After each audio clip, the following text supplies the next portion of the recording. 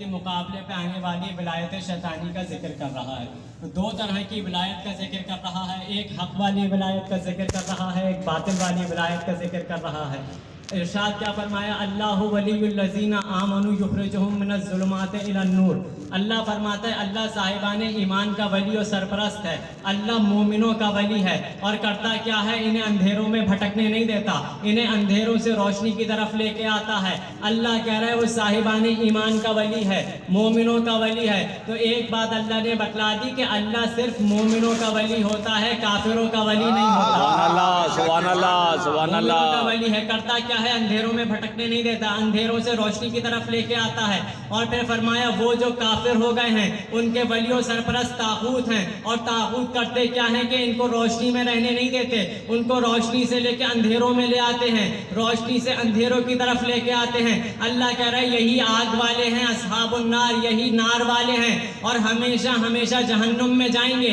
ایک مرتبہ جہنم میں چلا گیا تو جہنم سے نکلنا ممکن نہیں ہے. اللہ نے کہا یہ ہمیشہ کے لیے جہنم میں جائیں گے. کون جو ولی بنا رہے ہیں اپنے کافر جن کے ولی ہیں, اللہ کہہ رہے ہیں یہ ہمیشہ جہنم میں جائیں گے اور جہنم سے بچنا ممکن نہیں ہے. اللہ مومنوں کا ولی, طاغوت ہے کافروں کے ولی. اب اگر کوئی جہنم کی روشنی کو انجوائے کر سکتا ہے تو اس کو جہنم مبارک ہو, مگر مومنین کو صاحبان ایمان کو در سیدہ کی بھیک میں جنت کا گھر اور جنت کا نور مبارک ہو. سبحان اللہ سبحان اللہ. نعرے حیدری.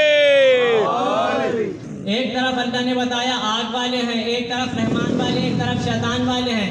روشنی بظاہر دونوں طرف نظر آئے گی, مگر دونوں میں فرق یہ ہوگا نور نار نہیں ہوتا, نار نور نہیں ہوتا.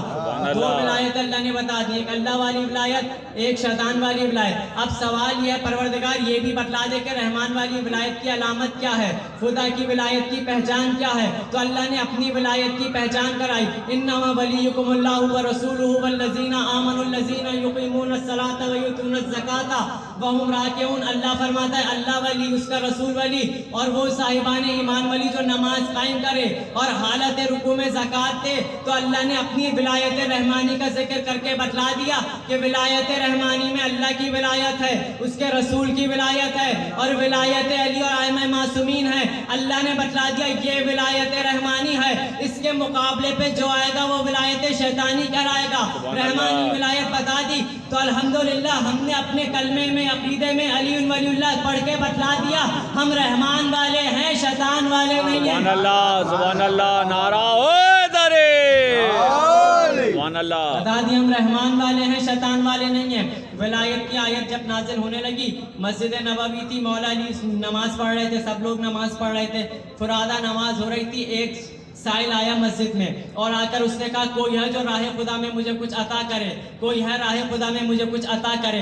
2 مرتبہ کہا, کسی نے کچھ نہیں دیا. تیسری مرتبہ کہہ کر جانے لگا کہ پروردگار گواہ رہنا تیرے گھر سے خالی ہاتھ جا رہا ہوں, تیرے گھر سے خالی لوٹ رہا ہوں. تو وہ جو خدا کے گھر میں آیا تھا اس نے انگوشتری کا اشارہ کیا, سائل نے انگوٹھی لی اور چلا گیا. اب سوال یہ قائم ہوتا ہے کہ اس نے مولا علی سے مانگی نہیں, اس نے اللہ سے مانگی. کہنے لگا پروردگار میں تیرے گھر سے خالی لوٹ رہا ہوں. یہ نہیں کہا پروردگار میں علی کی بارگاہ سے خالی جا رہا ہوں. کہنے لگا پروردگار میں تیری بارگاہ سے خالی جا رہا ہوں, تیرے گھر سے خالی جا رہا ہوں. کہنے لگا اللہ کے گھر سے خالی جا رہا ہوں, خدا کی بارگاہ سے خالی جا رہا ہوں. مانگنے بھی آیا تھا خدا سے, مولا سے مانگا نہیں تھا. یہ کہہ کر جانے لگا, مولا نے ہاتھ کا اشارہ کیا, انگوٹھی لے کر جانے لگا. بھئی سوال یہی ہے کہ جب اس نے علی سے مانگا نہیں تو مولا نے دیا کیوں؟ مانگا خدا سے تھا, ملا مولا علی سے. تو قیامت تک کے لیے ایک اصول قائم کر دیا کہ سنتا سب کی اللہ ہے, دیتا مگر ید اللہ ہے. واہ واہ واہ واہ. سبحان اللہ سبحان اللہ سبحان سنتا اللہ. سب کی اللہ ہے, دیتا مگر ید اللہ ہے. بے شک. ادھر سائل انگوشتری لے کر جانے لگا, ادھر رسول اللہ مسجد میں تشریف لائے اور کہنے لگے کیا کسی نے حالت رکوع کیا, کسی نے کوئی زکوٰۃ خیرات دی ہے؟ تو تمام صحابہ نے کہا یا رسول اللہ علی نے دی ہے, علی نے دی ہے. اب جن کے دلوں میں بغض علی چھپا ہوا تھا انہوں نے بھی کہا یا رسول اللہ علی نے دی ہے, کیونکہ جانتے تھے کہ شاید معاذ اللہ رسول مولا کو ڈانٹیں گے کہ آپ نے ایسا کیوں کیا. سب نے کہا علی نے دی ہے. نبی نے کہا سب متفق ہو, سب گواہ ہو کہ علی نے دی ہے. سب نے کہا یا رسول اللہ بالکل علی نے دی ہے. تو نبی نے فرمایا سن لو, جب تم نے اقرار کر لیا کہ علی نے انگوٹھی دی ہے تو خدا کہہ رہا ہے کہ اللہ ولی ہے, اس کا رسول ولی ہے, اور وہ ولی جو نماز सुभान अल्लाह नारे हैदरी बर मोहम्मद वाले मोहम्मद सल्लल्लाहु अल्लाहुम्मा सल्ली अला मुहम्मद वाले वो मुहम्मद। अली जो अंगूठी दे मौला के लिए आयत आ गई, शान में आया विलायत आ गई। अब सवाल ये है कि क्या विलायत को अली की तमन्ना है या अली को विलायत की तमन्ना है? विलायत को लिखो। अली को विलायत की तमन्ना या विलायत को अली की तमन्ना? खैबर में अलम को अली की तमन्ना या अली को अलम की तमन्ना? जन्नत को अली की तमन्ना या अली को जन्नत की तमन्ना? काबे को अली की तमन्ना है या अली को काबे की तमन्ना है? सीधी सी एक बात है कि फितरत इंसान यह है कि इंसान चाहता है कि हर फजीलत मुझे मिल जाए, हर इंसान की कोशिश है कि फजीलत मुझे मिल जाए, हर इंसान फजीलतों की तलाश में सफर करता है, हर कोई फजीलतों की तलाश में सफर करता है। तो फितरत इंसान ये है कि ये फजीलत भी मुझे हासिल हो जाए, ये फजीलत भी मुझे हासिल हो जाए। जो फजीलतों की तलाश में सफर करे उसे फितरत इंसान कहते हैं, और फजीलतें जिसकी तलाश में सफर करें उसे कुल्ले ईमान कहते हैं। सुभान अल्लाह सुभान अल्लाह सुभान अल्लाह, वाह भाई वाह, सुभान उसे अल्लाह। कुल्ले ईमान कहते हैं। अब सवाल ये है कि अली को विलायत की तमन्ना थी या विलायत को अली की तमन्ना? तो सीधी सी बात है कि अगर अली खुद साहिल तलाश करे, अगर अली खुद साहिल तलाश करे तो अली को विलायत की तमन्ना, और अगर साहिल खुद चल के अली के पास आ जाए तो विलायत को अली की तमन्ना। सुभान अल्लाह सुभान अल्लाह। तो विलायत को अली की तमन्ना। अब इसी तरह खैबर में अली को अलम की तमन्ना या अलम को अली की तमन्ना। अगर अली खुद खैबर में आ जाए तो अली को अलम की तमन्ना, और अगर नादे अली पढ़ के बुलाए जाए तो अलम को अली की तमन्ना। सुभान अल्लाह सुभान अल्लाह। अलम को अली की तमन्ना। अब जन्नत को अली की तमन्ना है या अली को जन्नत की तमन्ना?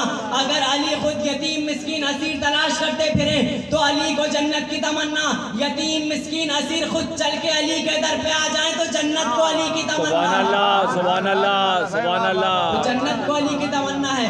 ये तो हो गई सीधी सी बात कि साहिल खुद चल के दरवाजे पे आ सकता है, यतीम मिस्कीन चल के दरवाजे पे आ सकते हैं, नादे अली पढ़ के अली को बुलाया जा सकता है। मगर जब बात रही काबे की कि काबे को अली की तमन्ना या अली को काबे की तमन्ना, भाई जो आता है काबे के पास जाता है, काबा कभी किसी के पास नहीं आता। वाह वाह वाह वाह वाह। काबा कभी किसी के पास नहीं आता, जो जाता है काबे की तरफ जाएगा। अब यहाँ ये कैसे पता चले कि अली को काबे की तमन्ना या काबे को अली की तमन्ना? क्योंकि यतीम मिस्कीन आ सकते हैं, साहिल आ सकता है, नादे अली पढ़ के बुलाया जा सकता है, मगर काबा अपनी जगह नहीं छोड़ता।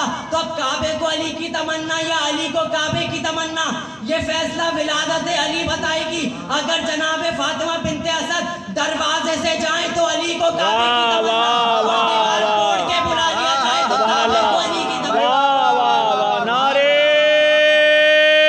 हैदरी। सुभान अल्लाह सुभान अल्लाह सुभान अल्लाह। अल्लाहुम्मा सल्ली अला मुहम्मद वाले मोहम्मद। तो पूरे आलमीन को जिसकी तमन्ना हो उसे अली कहते हैं, बेशक। पूरे आलमीन की जो जिसको तमन्ना हो उसे अली कहते हैं, और अली की तमन्ना को अब्बास कहते हैं। यही वजह है कि जनाब अकील से कहा, ऐ अकील जाओ मेरे लिए बहादुर खानदान में रिश्ता तलाश करो। ये वजह क्या है कि जनाब अकील से क्यों कहा? मौला खुद क्यों तलाश नहीं कर रहे? मौला को क्या मालूम नहीं था? मौला को मालूम था, सब जानते थे, मगर जनाब अकील से क्यों कहा? सवाल क्या कि जनाब अकील से कि मेरे लिए रिश्ता तलाश कीजिए। मौला जानते थे मगर जनाब अकील से कहा। सवाल की 3 नौइयतें होती हैं। एक सवाल होता है तलब करने के लिए, एक सवाल होता है इम्तिहान के लिए, और एक सवाल ऐसा होता है कि किसी शय की पोशीदा फजीलत को नुमाया करने के लिए। वाह वाह वाह वाह तीसरा तरीका। सुभान और अल्लाह। इसकी दलील ये कि अल्लाह ने फरमाया जनाबे मूसा से, ए मूसा तुम्हारे हाथ में क्या है? वमा तिलका बेयमीन का या मूसा, ए मूसा तुम्हारे हाथ में क्या है? क्या अल्लाह को नहीं मालूम कि हाथ में क्या है? अल्लाह जानता है हाथ में क्या है। तो सवाल इम्तिहान तलब के लिए नहीं था। और दूसरा कि मूसा ने कहा कि काला ही आसा परवरदिगारी आसा है, तो सवाल इम्तिहान के लिए बनी। वाज़ेह सी बात है, मूसा को मालूम है ये आसा है, खुदा को मालूम है ये आसा है। और सवाल की तीसरी नौइयत है कि जब جب کسی شے کی کوئی پوشیدہ چیز کو واضح کرنا ہو تب سوال کی تیسری نوعیت آتی ہے. تو یہاں اللہ نے طلب کے لیے بھی نہیں کیا, امتحان کے لیے بھی نہیں کیا. موسیٰ سے کہا تمہارے ہاتھ میں کیا؟ انہوں نے کہا عصا ہے. اور پھر کہنے لگے میں اس کا تکیہ بناتا ہوں, اس کی جھونپڑی بناتا ہوں, اس سے میں یہ کام لیتا ہوں, اس سے میں یہ کام لیتا ہوں. اللہ نے عصا کا پوچھا, موسیٰ نے عصا کے فضائل بیان کر دیے کیونکہ پوشیدہ شے کی فضیلت بیان کرنی تھی. یہی سبب ہے مولا نے عقیل سے کیوں کہا, اللہ نے جب موسیٰ سے کہا اس لیے کہا زمانے والوں کے سامنے موسیٰ کا کمال آتا, عصا کا اعجاز نہیں آتا.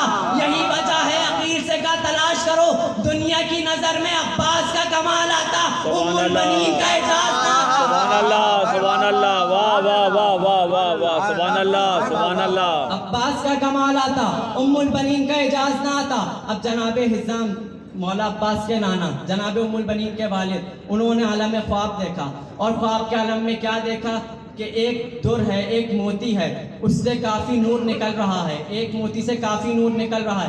انہوں نے اس موتی کو اٹھایا اور اس موتی سے خواب میں ہی ایک بندے سے پوچھا کہ بتاؤ بھائی یہ موتی اس کی کیا قیمت ہو سکتی ہے, اس کی قیمت مجھے بتا سکتے ہو؟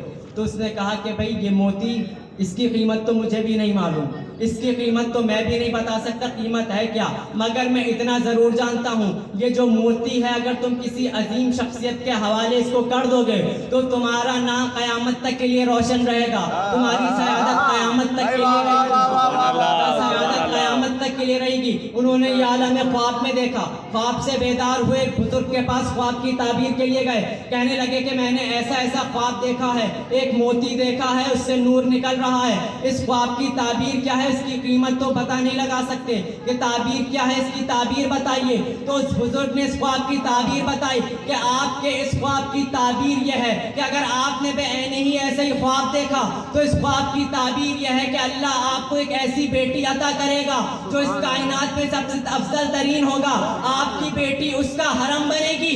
اسی خواب کے سبب جناب ام البنین اس دنیا میں تشریف لائی. سبحان اللہ, سبحان اللہ. وقت گزرا, وقت گزرنے کے بعد اب جناب ام البنین نے خواب دیکھا.